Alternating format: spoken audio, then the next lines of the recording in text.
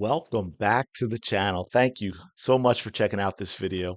I really do appreciate it. Hope you're having a fantastic day. As always, shout out to the 19th, folks. As you can see, I have up here a video I did last week about Juju Watkins, talking about stat padding, talking about the low attendance.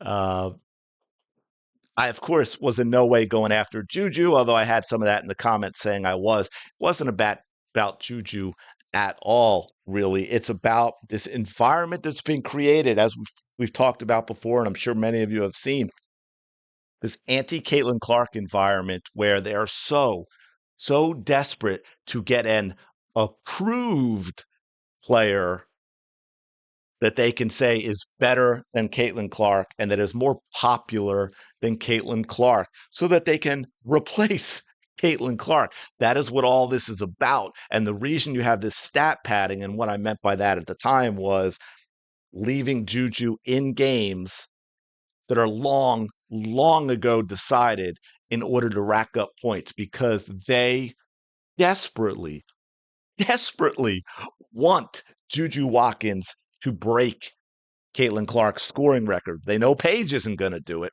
They got their fingers crossed that Paige can win a championship because if not, she will have successfully graduated from UConn after 17 years in the program.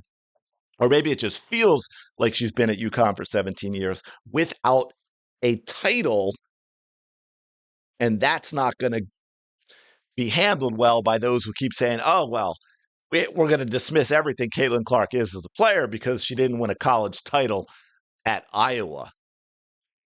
Absolutely nuts. Now, here's what happened now, and here's why I have this on here. This is continuing to happen. This just happened. And again, I am blaming the coach. The coach is putting Juju Watkins at risk. The coach is putting the team's season at risk for this selfish anti-Caitlin Clark nonsense. And what do I mean? Well, as I mentioned in that video, what can happen at times, you get some.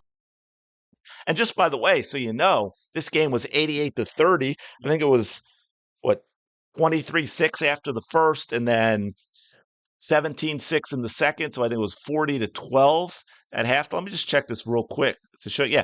Yeah, 23-6, 17-6, 29-11, 19-7, 88-30. And guess what, folks? This is Juju Watkins. She's the one under the basket. She's going to, when she gets this rebound, pay attention to Juju Watkins' right foot. Pay attention to the score that you are seeing and the time. 81-27. 5 minutes, 22 seconds to go in the ball game. There is no decent coach in the world who would have their star player in this game at this time. Just wouldn't do it. But Juju Watkins is in the game. Let's see what happens. Right foot. I have it going. Well, I'll go real time. We'll go real time and then I'll slow it down. How's that? Does that sound fair? Watch her right foot. Did you see how she hopped back up too? Let me tell you, that hurt a lot. I will slow it down because I wanted to give, for those that don't want to see it, I wanted to give you that opportunity. That's why I didn't want to play it right away in slow. But if you do want to see it and didn't catch it, now, anyone who has ever played a sport like basketball, I mean, it can happen in soccer, it can happen in football, anything where there's a lot of jumping, a lot of cutting, that sort of thing, knows what this is, has experienced this, knows how painful it can be. Now, I will say this, fingers crossed that Juju Watkins is okay. And what I mean is sometimes if you don't roll completely over and put all your weight on it, it's something that you miraculously are able to, have a few days of soreness and pain, wrap it up and play through it. And then, of course, other times it's absolutely devastating, and it could be ligaments, it could be a severe high ankle sprain, which actually could keep you out longer than a broken bone. So, and you saw how quickly Juju reacted and the jump back up. So hopefully it's just one of those that is just unbelievably unbelievably excruciatingly painful. I need more caffeine, or maybe I've had too much. And in the moment, but hopefully it's one of those where you've got that, you suffer. Like I said, maybe it's sore for a few days and you can continue on. So here it is in slow mo. Warning for those who don't want to see it. But again, it's to the right foot. You're going to see when she goes up, but she's going to turn and twist and face us. So it's the foot towards the baseline. And oh my goodness. And let that hop back up. I mean, that's how much you know it hurt. And by the way, kudos to Judo and her athleticism. And that's what I mean for not when that rolled to then rolling over it completely on the ground herself. She was able to pop back up pretty quickly to not put as much weight as she could have ended up putting on that ankle, but absolutely ridiculous that she was in the game. Now, this one, I don't think they actually have her having to wait for the sub in here, but if we check this out, as you can see, it says she called for her own sub, and you can see her struggling on the bench, and that's what we're going to see, I think, in the beginning of this.